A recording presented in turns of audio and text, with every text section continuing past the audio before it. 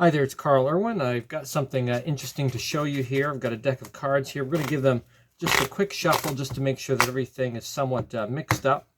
And we've got a phone here. It could be, of course, a borrowed phone. I could borrow your phone. And what we're going to do is we're going to go to Google search, voice search, and we're going to do a quick search for a random playing card. So we'll have Google will give us a random playing card. So we'll ask for it to choose one.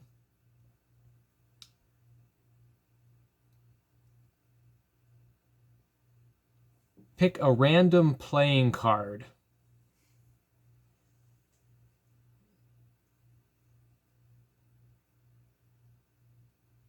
And it looks like it's picked the Four of Clubs.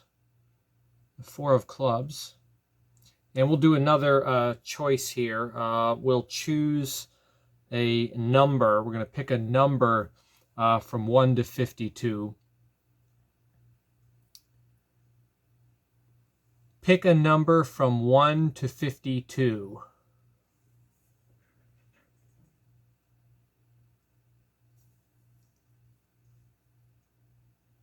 And it looks like we've got 14. So random number 14. So what we're going to do with this deck of cards here is we will take a look at it. Let's see what we find here. If you take the cards, they've been sitting there in plain view. They were shuffled ahead of time. Random numbers. Go ahead and deal out 14 cards. We deal out 1, 2, 3, 4, 5, 6, 7, 8, 9, 10, 11, 12, 13, and then 14, of course, is the Four of Clubs. So I want to talk to you today about something interesting and powerful. And of course, the solution here may be obvious to you because you're magicians, but this is something I think that goes overlooked. Certainly not the use of forcing apps, because that's obviously what's going on here, but the idea that you don't need to buy forcing apps. You don't really need to get any forcing apps. You can actually create a sort of forcing situations using applications that are already available to you. So if you have a Gmail account, obviously you have web space and you can make a Google site. And that's, of course, very powerful. You can get a shortened URL account, maybe through bit.ly, bit.ly, bit.ly, and you can create a shortened web address to any Google site that you make.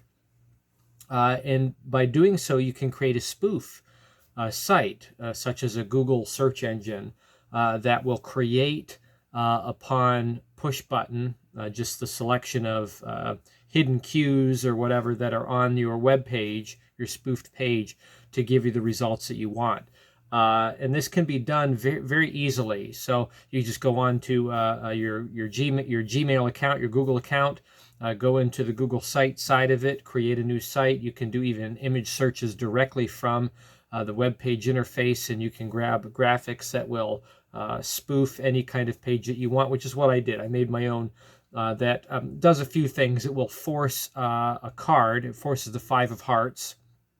And then in another section, it'll force the 4 of Clubs, and it will also force the number 14, which is actually a card that I have in my memorized stack. So if I just take my cards out and they're in stack, I already know that 4 of Clubs is at 14 in that location. So I can have people shuffle the deck and work around that as long as I keep it at the 14th position when I take cards back. I can have a pretty amazing miracle on my hands. And this can be done with a borrowed phone because it's a website. So I can just borrow a phone, type in, put in like an incognito page so that they can't check the search history, right? Navigate to my page. It's got GIF graphics that kind of show action going on there when I hit the search button. I can fake calling out a command to name a random card. And then as I look back, I can hit the Q and it will bring up my force. So very easy way to create a spoofed web page that can be used for forcing or for predictions.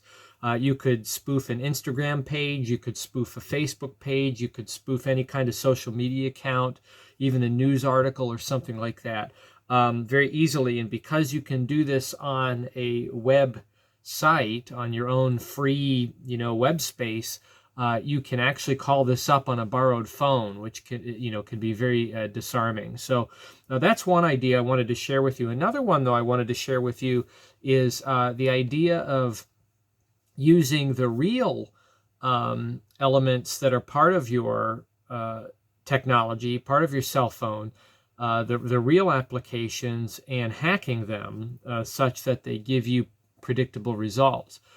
So one way to do this is to use a program called IFTTT. It stands for If This Then That. It's a free application. I think it's cross-platform. It's on the Apple Store as well as the Android Store. I use Android. And what it does is it allows you to create triggers so that when you do some kind of a voice activation, it will trigger some other application on your devices to do something. This can be very useful for something like Google Assistant. It might work with Siri or Alexa, I'm not sure. But it works with Google Assistant very well, that whenever I program in a cue such that I would ask Google Assistant to name a random playing card, I can tell it what to say. And it would say, the 5 of hearts or the 8 of hearts or the 4 of clubs or something like that. It will respond predictably with that specific command. Please name a random playing card, right? Whereas otherwise I could say, name a playing card, and it would choose something that truly is random, right? Or I could program multiple variations of that same command, just changing one word or the wording a little bit, and I can get a series of multiple predicted forces out of that. So If This Then That free application, it gives you, I think, 5 modules for free, and you can of course delete one and change it and keep it kind of fluid. I also have it programmed to name a number, right? So I can ask it to choose a number from 1 to 52, and it can name a number that I've programmed into it using the voice callback. So we'll actually use the Google Voice to speak that back to me. Very disarming. The problem with that application is that you need to use it on your own device. Whereas with the spoofed web page kind of concept, you can use that on someone else's device. And I want to bring this up because something I noticed on, I think it was America's Got Talent, one of the previous, just recent seasons, there was a magician, I think he won. Magicians seem to win frequently on that show lately. Some are better than others. This particular person, I can't remember who it was, had a sort of mentalism routine. And one of the things that popped up very early on, I think one of the first episodes, I caught it out right away. And it's only because I was playing with this concept earlier in the day on my Google account at work. I'm a school teacher, as you know, and I was doing some work in my Google Drive with my Google Classroom with my class, and I had a version of a file that was on there and already linked to an assignment. And I thought, there's something wrong with it. There's a typographical error, and I needed to change it. So rather than recreate the assignment, I was looking through Google Drive, and there was an option to manage file variations, right? To manage file versions. And I was able to swap in live the file that existed with a new version of the file that would take on the exact same address without having to delete one and then replace it and then redo the assignment. And this occurred to me as I was watching this performance, that if you emailed someone a picture, right, but the picture was actually attached via Drive, So it was from your Gmail account and attached as a Google Drive entry. That can seem to a person that gets the email as if you've sent them a photograph, right? They can open it from there. But really, it is a version of a file that you have control of because it is coming from your drive. And anybody could, on your behalf, swap in a new version of that photograph, right? So you go through the Mentalism Act, you make a prediction, and someone is aware of this free outcome, and then they swap in during that time a new version of that file, and someone can open the email that you've already pointed out to them that you sent ahead of time, open up that photograph, and it will have the potential prediction on it that of course was created in real time right in the moment. So these are things that exist. It's just how the technology works. It's just that you're operating in this level of ignorance where people don't really know how things work, right? And taking advantage of that. And that's been a principle in magic for a long time. So I would encourage you to do things like that, to examine the technology that you're using, particularly on cell phones, things that are accessible to your cell phone, and try to find ways that you can use existing technology and the ignorance factor that's there, where people don't really understand how they work, how certain applications work, and try to make miracles out of that.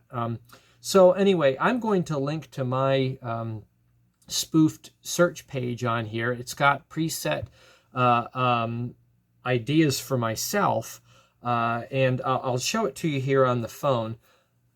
But one of the forces on there is not a force. It's actually, it gives you the ability to choose a playing card that has been freely thought of or named without anybody thinking or knowing that you're doing it. So let me just show this to you. I'll see if I can get you to see this through the camera here. Try to hang out kind of in this shadowy area.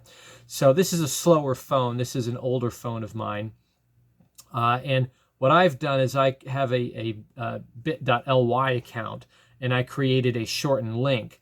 And the shortened link is bit.ly/CM for Common Magician Force, FORCE. So bit.ly/CM Force.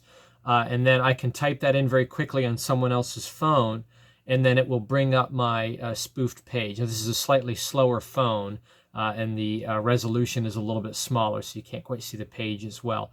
But this is what it brings up. It brings up what would appear to somebody who's in that ignorant zone, right, to be a Google search page, a Google Voice search page. Now, the nice thing about technology is that they're always changing these functions so frequently that this would fly by any day. Right? And people that even use Google search would not necessarily realize that this is bogus because they're always changing graphic user interface on these applications, on these websites. So it brings up this page. And the way I have it designed is that if you touch the little microphone, it will load in a GIF that is, it looks like it's hearing sound. Okay. So I can bump that and I can speak into it as they're looking at that. But what I can then do is when I turn it back to myself, I have these little dots on the bottom. These little dots are actually hyperlinks that link to other pages that give me the result that I want. So if I want to force the 5 of hearts, let's say I say, name a random playing card. When I turn it back to myself, I can touch that. And what it will do is it will load in a search result, which is the 5 of hearts. It says random card generated, 5 of hearts, and underneath that is just a Wikipedia, a copied and paste Wikipedia entry on the standard 52 card deck, as if it's a Google search result. So it has some authenticity to it. So 5 of hearts, random playing card. Now what I can do is on this little hyphen before random card generated, if I click on that, it will take me back to the beginning of the cycle, and it will load back to the beginning. So I have these hyperlinks hidden in various places. So the hyphen there will bring me back here. I can do the same thing again. If I call out a maybe a random number, I can click on this and it will give me this GIF as if I'm calling into it. I say, name a random number from 1 to 52. I have a grouping here. There's 2 dots. The first dot is a card, playing card, 4 of clubs, and the number is 14. Then I have another one over here, which is the 8 of diamonds, and it says 43. So these are predetermined outs that fit my stack. What I really want to show you, though, is this one over here. If I click on the last dot that's out by itself, it will give me what looks like a blank area. What this is it actually has hidden in there image files. And if I swipe right here in this blank space, it brings up numbers. It'll cycle through 7, 6, 5, 4, 3, 2, A for ace. And underneath that, diamond, club, heart, spade. And then underneath that, king, queen, jack, 10, 9, 8. And then, of course, white space for whatever I don't need. So what I can do is I can kind of play this ruse here. Again, the hyphen right here will take me back to the beginning. So I have that hyperlink to get me back. What I can do is I can play a ruse. So imagine this. You borrow someone's phone. You have a borrowed deck of cards. You have someone shuffle the deck of cards. They're shuffling the cards over there as freely as they want, completely legitimate. And then what you do is you borrow somebody's phone as they're shuffling. You put in your shortened URL. You bring up your spoofed page. And you say, what I'm going to do is I'm going to ask it to name a random playing card. And you say, oh, oops, nope, I hit that. Give me a second here. Let me stop it. 1 second. Okay, we're good now. And by the way, you've shuffled the cards. You can see that they're completely shuffled. Now, what I've done is I've queued up my page for my force. So this is where I'm going to identify the playing card that I want to come out. It's just presentation, right? So at this point, what I do is I spread the cards and I count back in groups of 3, 3, 6, 9. And then the 10th card, which is the king of clubs, that's the one I'm going to force. So all I need to do is see the spread and see where the 10th card is from the bottom. I don't have to shuffle them. I don't have to handle them. Just in the guise of showing that the cards have been freely shuffled, you spread them out on the table.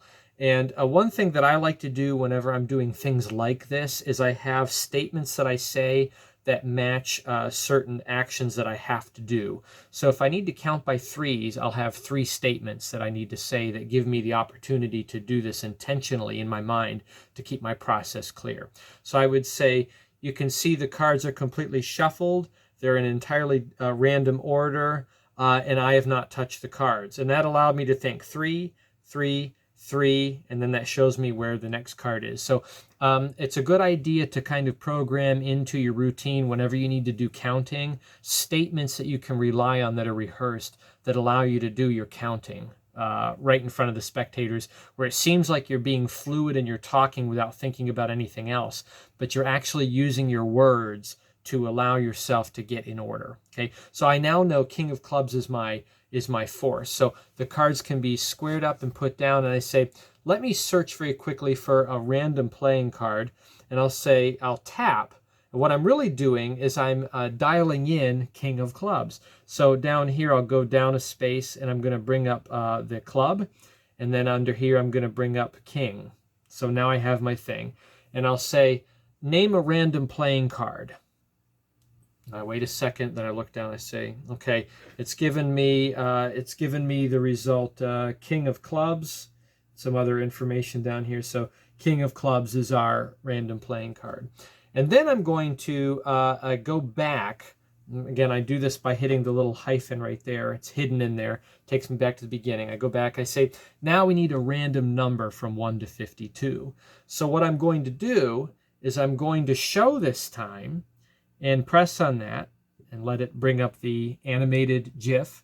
And I say, name a number from 1 to 52. And then I'm going to turn it around and I'm going to select, on this case, it's the second to last dot. This is the force number 43 for this set over here, which is 8 of diamonds 43, and that's in my stack. But 43 is also the 10th card from the end in a stack of 52. So I'm going to say that. Then as I turn it to myself, I just hit that button and it automatically will bring up instantly, seemingly without me doing anything, it will bring up my force number 43, and I can show that to the spectators. And I can say we have our card, King of Clubs, and our number 43. This is on a borrowed phone, right? This is a spoofed website, so it can be done on a borrowed phone with a borrowed deck of cards that was freely shuffled. Now it's just a matter of having someone deal that out. You can tell a really good story, really hype it up, and they can count out 1, 2, 3, 4, 5, 6, 7, 8, 9, 10, 11, 12, 13, 14, 15, 16, 17, 18, 19, 20, 21, 22, 23, 24, 25, 26, 27, 28, 29, 30, 31, 32, 33, 34, 35, 36, 37, 38, 39, 40, 41, 42. Wouldn't it be amazing, blah, blah, blah. And indeed it is. Okay, so King of Clubs at 43. Anyway, just the ability to create miracles using a spoofed website without having to buy any kind of applications that are out there on the market. You have total control over it. You can change it at any time. Just use the free resources that are available to you. A Gmail account is free. All of the things that come with it are free. The Google web space is free. The sites are free. The images are free and freely available to search for directly from the web design interface. The design is easy to follow.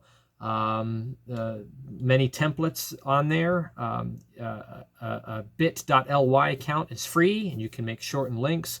Free, and very extremely powerful. So just an idea that I thought I would share with you. So that gives you a little bit of insight. I've seen some people do some things. I know Jason Ledandy's got some stuff out there that he does where Siri calls out certain things. I have no idea how he's doing his tricks. His tricks are meant for magicians to puzzle us. I don't know how he's doing it, but I do know that forcing a computer response is a really easy thing to do. And we just trust our technology so much that people don't really think about it. They don't really consider that possibility. It seems like it's completely on the up and up, especially if you borrow a phone and you do it that way. So the sky's the limit. Use your imagination. You can make these kinds of setups as complex and complicated and intricate as you want, or as simple as you need. There's no need to make it any more difficult than it needs to be to just look fair. So that's my idea for you to use, for you common magicians out there. Make some spoof websites, get yourself set up. Another thing you should be aware of is there's also applications that are free that allow you to make desktop icons or screen top icons that will go to web pages. So that's another way to spoof an Instagram account, is that you can make an Instagram icon that would then go to your Google site spoof page, things like that. A lot of options there. So a lot of ways to create multiple outs, using your phone and social media accounts for free. It's freely available if you just take the time to learn how to use these resources that are available to you. So good luck with that, and happy magicking.